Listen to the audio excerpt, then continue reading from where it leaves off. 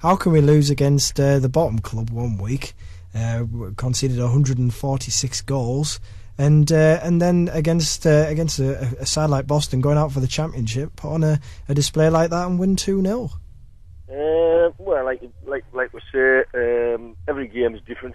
You know, you can never. You'd like to think you can plan for every game, but you cannot. I mean, I would think we could plan to be 3-0 down after half an hour at Durham, and we still should have won the game in the end, regardless of what happens. But you've got to give praise to the opposition at times. And I thought, like I said last week, the Durham lads worked very, very hard and got the ascendancy and made life difficult for us. And it was the same for us last night. We got the lead. We were determined to keep it.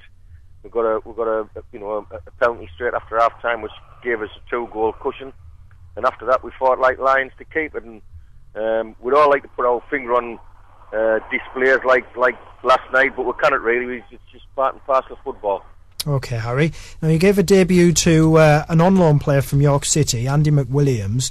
There's obviously been a lot of plaudits for his performance on the left. How did you see his game? Well, I thought he did very well. He obviously didn't meet the place till 7:15. Although he does know Jimmy Beadle, and I think he knows Jed. But I've seen him play last year for York, and he's got a decent left peg. I think he's grown a bit since last year as well. But I thought, to be perfectly honest, I thought he equipped himself very well. He couldn't get in a much tougher baptism and did extremely well for us. Okay, Harry, and also, how important was it to have Ibi Hassan back at the in the centre half position to add that pace there?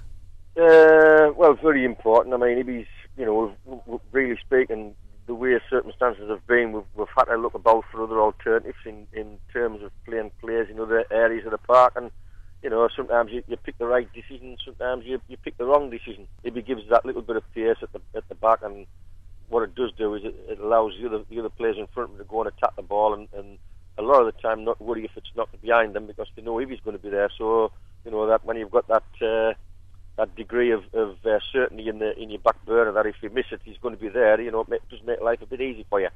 Would it be fair to say that was your strongest three centre halves playing last night, then, Harry?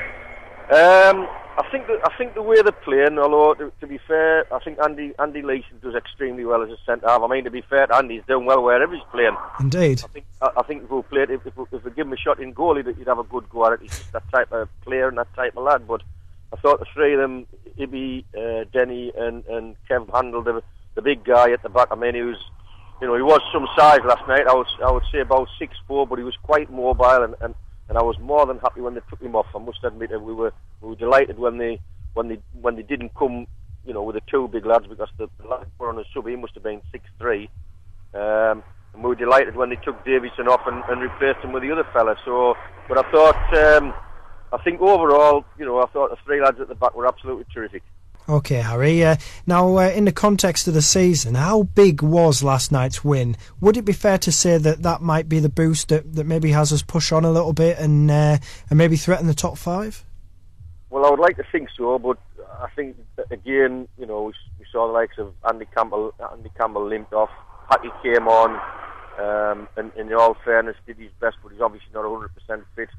We're not going to have Jed or Charlo for at least another fortnight, I would think, and Liam Gildee has now gone back to working on the rig, so we're not going to have him either. So we really are back again to one striker, i.e. Andy Leeson, and anybody else after that, because the sign-on deadline's gone now, and it's going to be very, very difficult to get anybody in. So we're just going to have to battle and scrap for everything we get, Andrew. Okay, Harry. You mentioned the transfer deadline. Have you managed to sneak in any bargains before the deadline hit? We've signed a couple. I've signed. But what we're doing at the minute, Andrew, in all honesty, is we're looking around at teams where they haven't got a lot of games left. So hopefully we can pinch players off them when they aren't playing. And it is difficult because everybody's in the same boat now. Everybody's got a lot of games to play. But as I say, I watched Brandon a few weeks ago, and they had what I thought was a tidy play. So we've managed to get that lad going. We've managed to get the lad from Houghton Town, who I watched a week come Wednesday, and he did quite well. And he's 20-year-old and he's very keen. A lad called Brad Freeman. So it may be that we have to bring him into the squad on Saturday just to make the numbers up. Now you've seen Bradford Park Avenue and Boston this season. Boston twice, of course. Who do you see winning the Unibond Premier Championship now, Harry? Have you maybe changed your opinion on that at all? I think Bradford look as though they're going to do it, Andrew. I mean, they beat FC United 5-1 away last night. They've signed a couple from Farsley Celtic. They've signed big Mark Hume, who can play centre forward or centre back. I think they've strengthened at the right time. I mean, the time any manager of any note will tell you the time to strengthen is when you're doing well. You don't wait until you're halfway down the league or the bottom league before you decide to strengthen. You strengthen when you're at the top to make sure you can stop at the top. Yeah. And you're always work on the process of, we're fine this week, but in 2 weeks' time we're going to have 3 players injured or a couple suspended. So you make sure you try and anticipate that if players are available and you've got the money to do it. And John's experienced enough now. He's had a couple of a season in the conference with Farsley and before he went back to Bradford, so he knows what it's all about. He's obviously picked the bones out of the Farsley people, which I would do, and any manager would do. And he's getting Serrant, the left back, who's a good player, and I think he's getting a midfield player from there who's quite highly rated. So I think Boston. I think there's a difference in the styles. I think Boston are big and strong and put you under pressure. From the wings, they put a lot of ball in the box. But I just feel Bradford are a little bit better football inside and can probably catch you on the break. And once they get the lead, probably outplay you. I think it's fair to say that Bradford are the favourites.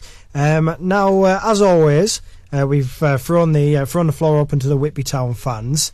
Now, Mackham asks, given the weather and the floodlighting matters and all the injuries, is this the strangest football season in your management career, or even when you were a player as well, Harry? I would think without doubt. I think it's obviously you get postponements, and we've had them before. And I remember as a player at Scarborough, I think we played something like 67 games in a season, but that was purely down to the reason that we were very, very successful and we're playing 3 and 4 games a week purely and simply because we're winning cups and getting to Wembley and being in the third round of the FA Cup. But in terms of what's gone on this year, not only the fact that we've had games postponed through the floodlights, through the weather, the other fact as well is we haven't even been able to travel to get together to train. Yeah. So our preparation has been from either 2 o'clock or 7:15, or even, when we got down there to the game last night, we had Hattie, Cammy and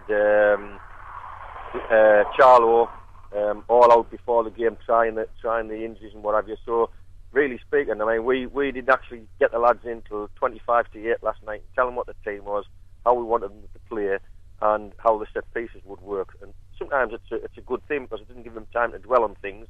But it has possibly been the strangest season I've ever experienced as a player and a manager. Okay, Harry. I think that's special fair play to the lads then, considering the toughness of the preparations there. I mean, I was going to say another question. Is that the most fitness tests you've had before one game, Harry? I would think so. I mean, the thing about it, Andrew, is that everybody gets sick of hearing teams twist on about your injuries and what have you, but I think it's been a little bit different with us this year because all our injuries have been in the one position, i.e. striking. Yeah. And you can get away with your injuries over the length of the team, front men, midfielders, defenders, but ours have been out and out purely what would class as strikers, and we made our mind up around before Christmas time to have a go with 3 up, and when we got Cammy to have a go with 2 wingers and 1 down the middle, and it did work particularly well. And to be honest with you, I thought when we came off the pitch at Buxton Street very comfortably and played very well, I said to Bobby, I think we've half a chance here, Bobby, if we can keep things going and keep people fit. Unfortunately, we haven't been able to do it, and we've slipped away. But that type of thing happens, and you just get on with it. Would you say with such a tough, tight league, certainly there's not many points between, goodness me, around 6 to 16 for almost, you would say. Do you think maybe just the main difference maker is luck with injuries and being able to field your best 11? Well, I think that's true in any league you play on. I think it's particularly tougher in this league this year. But I still think something like Marine, Matlock even, or something like that. May just sneak a place in the playoff.